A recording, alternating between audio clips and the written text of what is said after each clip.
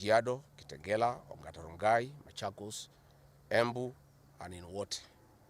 They had clear instructions to loot and destroy specific properties under police supervision. A killer squad of 101 that works under the Director General of the National Intelligence Service, Nuruddin Haji, rifles and drove in a convoy of unmarked Subarus, shooting and killing innocent protesters.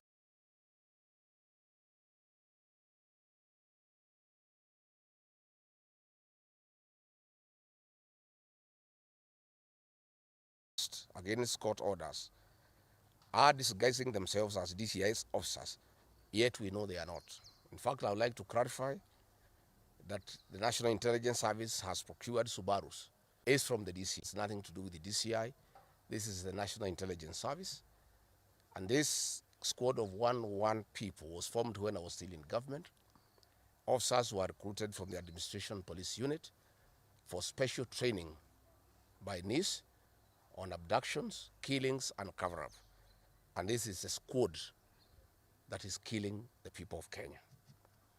The killings and the business destruction pattern point to William Ruto's ethnic profiling narrative, which is a master with no rival. With a close coordination of PS Interior Remo Domolo, this narrative was boosted online by state bloggers to spin the narrative. The Cabinet Secretary Kipchumba Murkomen's public to shoot to kill order, coupled with assurances to police officers that the government will not cooperate with the investigators in police conduct, has emboldened security forces. Police officers are now on record threatening citizens who are in their homes, boasting of their license to kill, acting with a confidence that can only come from the highest echelons of power. Mr. Murkomen's admission that these are not just instructions from him but orders from above removes any ambiguity about where responsibility lies. It will be recalled that in the run-up to the 2007 general election and its aftermath, the narrative of 41 against 1 was a masterpiece of William Ruto. The target was profiling Kikuyus against the rest of the country. To a large extent, he succeeded, and every Kenyan knows what happened, and it is also fresh in his mind of the ICC ordeal still hanging on the neck of William Ruto today. We remind William Ruto that his ICC cases are not yet over. They have been posed after witnesses disappeared, and what he is pretending over are crimes under the Rome Statute. It is clear history is repeating itself, and the architect William Ruto is back on the deck. He is hell-bent to finish his unfinished business with the people of Mount Kenya, destroy their businesses, and make them black sheep of Kenya. Despite this horrible experience, the people of Mount Kenya voted William Ruto to a man in 2022 general elections against the advice of President Uhuru Kenyatta, whom Mr. Ruto had branded as a drunkard and a useless leader. Today, the people of Kenya, and especially the Mount Kenya region, feel sorry that they did not heed to the advice of Uhuru Kenyatta. These state-sponsored militia were key in touching of various parts of the country with ease of police assistance to prefer terrorism charges on specific people from the Mount Kenya region. So far, about 50 young people are in courts in trumped-up charges of terrorism in scenarios of state-managed crimes by the state. Again, this is a clear onslaught on the Kikuyu nation. A case in point, when a police station in Mawego in Homa Bay County was torched, the suspects for that particular crime have been charged with arson. But when a police station is alleged to have been torched in Kiambu, suspects from the Kikuyu nation are charged with terrorism charges. This is serious ethnic profiling. Last night, in Juja and Kirinyaga, these state-sponsored militia invaded various businesses. Luckily, in Kirinyaga, after Wananchi went to Sagada police station and they refused to act, saying they had orders from above not to interfere, the people organized themselves and repulsed the militia. Mr. Ruto's ethnic profiling has led to the destruction of the foreign properties belonging to the people of Mount Kenya. Maguna supermarkets in Meru, Kahawa West, and Muranga. nice supermarkets, hotel and petrol station, a nice city in Moya in Kirinyaga. County supermarkets in Kabati and Kirinyaga. Power Star supermarkets, Quick Mart supermarkets in Eastern Bypass, Shell and Total Mini markets in Roiro, Chill Post Hotel in Gong, Boju Shop in Keserian, Homegrown Supermarket among others, and the Family Bank in Kahawa and Roiro. Notably, in Meru, these state-sponsored militia tried to attack Meru Dairy Processing Plant and were repulsed by workers. In Nyeri, they further tried to attack Wakulima Dairy in Mukurweini, and the attack failed. We urge our businesses to heighten security surveillance on their business premises and production lines, especially the KTDA, coffee factories, milk processing factories, among others. We take note that in Meru, on Sunday, the 6th of July, at an event attended by CS Kipchumba Murkomen, the MP for Bori, Mugambire Dikire, indicated that a supermarket would be attacked the following day. As sure as December 25 is Christmas, and true to his word, Maguna supermarket was touched by the state-sponsored militia, which the MP was private to. Why hasn't Mugambire Dikire been arrested? How did he know that a supermarket would be attacked? This is selective justice. The evidence that these militias are state-sponsored is plain for all to see. Videos circulating widely show police officers not merely failing to intervene, but actively transporting armed groups who proceed to unleash destruction with apparent impunity. Uniformed officers have been seen standing guard as these groups rampage. They are in action and a stark contrast to strong statements being made by government. In Nyeri, journalists were attacked by these militias in the presence of the police. It is well documented.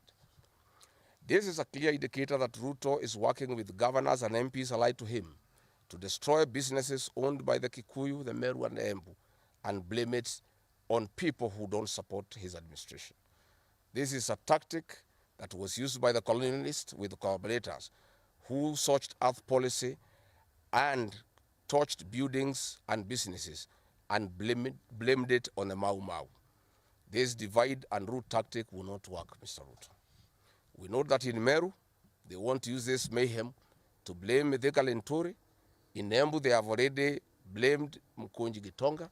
In Kitengela and Gong, they want to target Senator Seki and MP Onesmus Ngogoyo. In Nyeri, they are trying to haunt Honorable Kagusha. And in Kirinyaga, they are targeting Senator Murango. We want to remind President Ruto that it is not the Kikuyus who want him out of office. It is the entire people of Kenya. Kenyans are suffering equally across the country. That is why Kenyans have said, if you, Mr. William Ruto, believe that it is the Kikuyus who want you out, then all Kenyans are Kikuyus. I want to thank the people of Kenya for standing out against this tribal profiling of the Kikuyu. The people of Kenya yesterday did wonderful by saying that the Kikuyus should not be profiled. This morning, I've seen Ruto quivering and wailing in uncontrollable anger. Mr. Ruto, excessive anger is not a solution. I want, with a lot of humility, to advise you to stop being angry. That will not help. You need to know what you need to do because you have not been listening to the people of Kenya. The people of Kenya are more angry than you are. They are angry because you have overtaxed them. There is wanton corruption. There is abductions and extrajudicial killings. There is ethnic profiling and other ills that bedevil your administration. If you want to be calm, please abolish the housing levy and give dignity to the payslip. I have heard you saying that you cannot give jobs to the young people. Please restore the dignity of the payslip. Restore the capacity of the middle class. The middle class will give jobs to these young people. Stop killing and profiling the young people. Listen to them.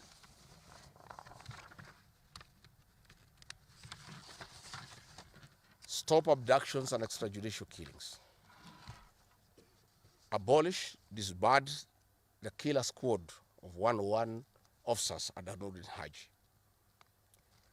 Give hustlers the jobs that you promised them. Mr. William Ruto, you are the one who promised. You cannot cry today that you have no solution, saying that other presidents have not been able to do it. You are the one who promised these young people. Stop police brutality. Stop abductions and illegal detentions. Get the hustlers from the bottom of the economic pyramid as you promised. Yes, Mr. President, we agree there were other presidents before you, as you have rightly stated, and true, they never went through what you are experiencing today.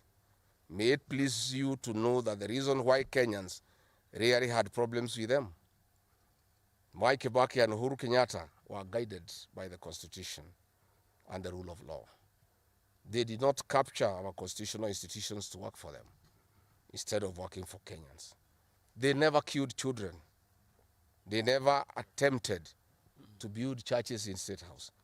They never organized militias to destroy people's property and kill them. That is why you have a problem. And we also want to remind you that Mwai Kibaki had a difficult time from you, William Ruto. Videos are everywhere. You cannot say that Mwai Kibaki did not face resistance. It's on record that you gave hell to President Kenyatta for 5 years. So it is hypocritical for you to allege that Mwai Kibaki and Uhuru Kenyatta had a very easy time. Most of the problems Mwai Kibaki and Uhuru Kenyatta had came from yourself, and it's on record. We want to advise you that the one-term movement is not getting you out of power outside the Constitution. Mr. President, nobody wants to throw you. Nobody wants to overthrow your government. Nobody wants you out of power through unconstitutional means. Mr. President, I and the people we work with are on record. We want to remove you from State House through the ballot in 2027. This narrative you are creating that there is an attempt to overthrow your government is for you to have the opportunity to use the Terrorism Act to profile communities and to persecute leaders who are opposed to your administration. Please relax. We want you to serve your one term. Nobody wants you out of government, and constitutionally, nobody has any plan to overthrow your administration, Mr. President. We want to face you on the ballot in August 2027. So just relax and stop crying wolf that anybody wants you out of office unconstitutionally. There is no leader here who is planning a coup, and none has the capacity, and nobody is interested. The leaders in this country, and indeed 95% of the Kenyan population, want to humiliate you at the ballot. They will relish that moment. None of them would want you to go out through any other method, unless, of course, you decided to resign on your own volition. So please stop creating this narrative.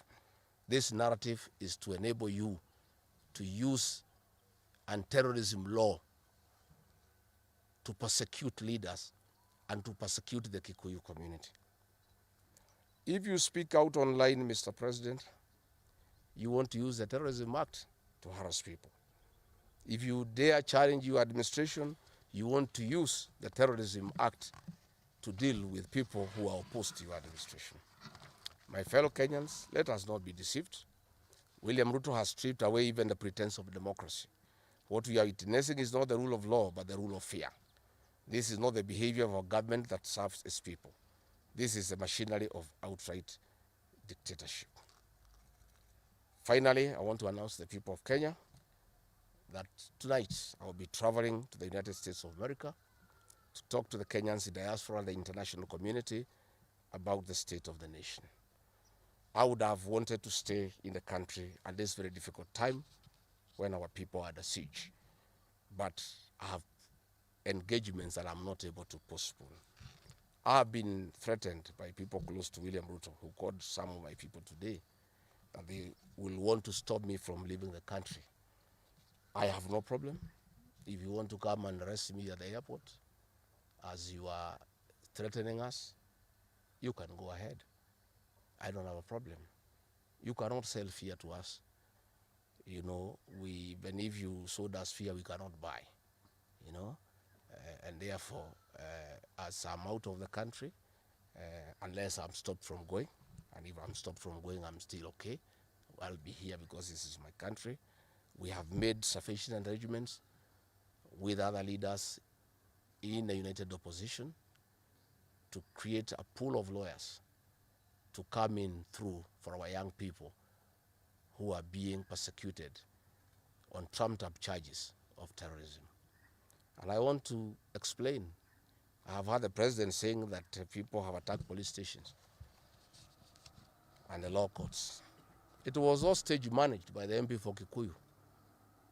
How do you explain that people can walk into a police station and they are not armed and take over the police station from armed police officers?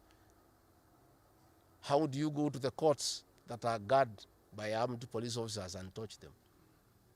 All these attacks of vital installations were stage managed by William Ruto through Kimani Ichung'wa to create the opportunity to prefer charges against people using the Anti-Terrorism Act.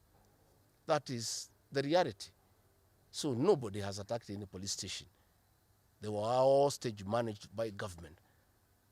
And what is happening is history is repeating itself. This is exactly what Moi did in the 80s against the Kikuyu community. After the abortive 1982 coup, he used sedition laws and the clandestine Mwa Kenya movement to profile the community and hold people into court, and they'll be taken by Bernard Chunga after 5 p.m. This is history repeating itself. I want to ask our people to be calm, to be cautious, and to be strong. I want to appeal to our young people, the Gen Zs. Looking at the scenario of what is happening and what William Ruto has planned, I want to ask my children, my sons and daughters, to consider applying the next onslaught against the President William Ruto by getting IDs and registering as voters so that they can deal with William Ruto on the ballot. Because I fear for them. Anytime they go out to the streets, they are killed like chicken. I would like to preserve to us these children. We would like to live with them. We would like to see them grow.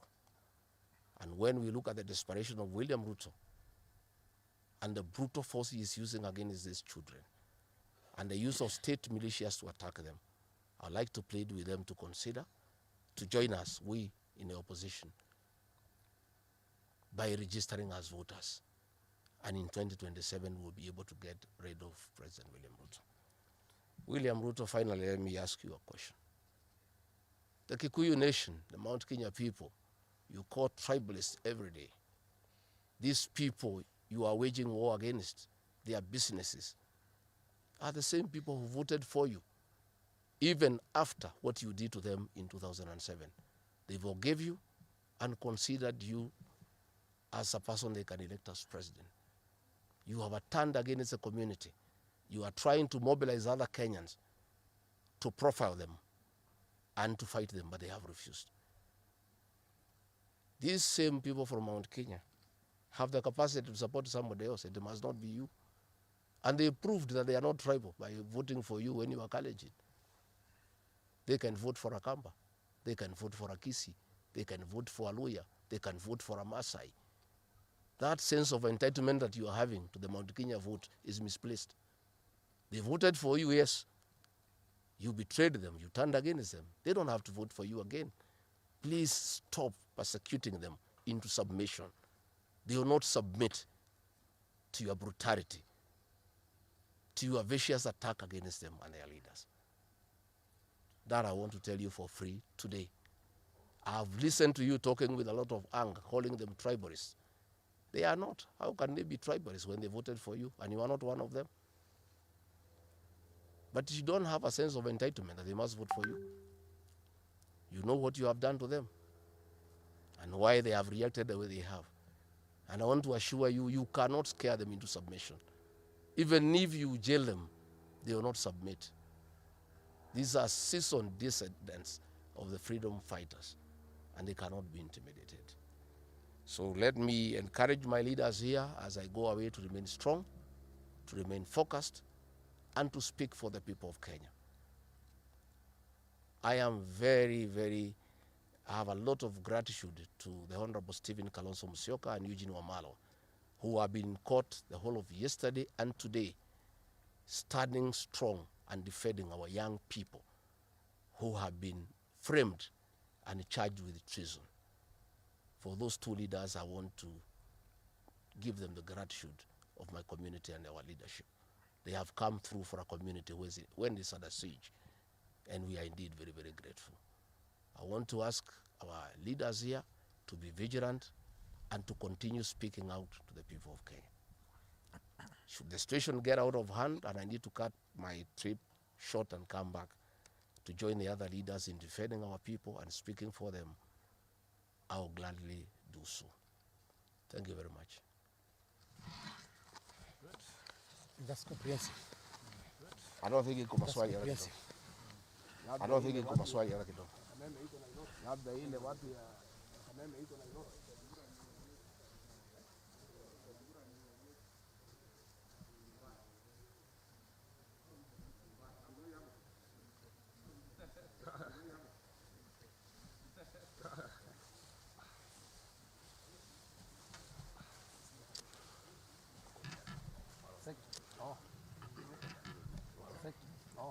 Muko tayari wale watu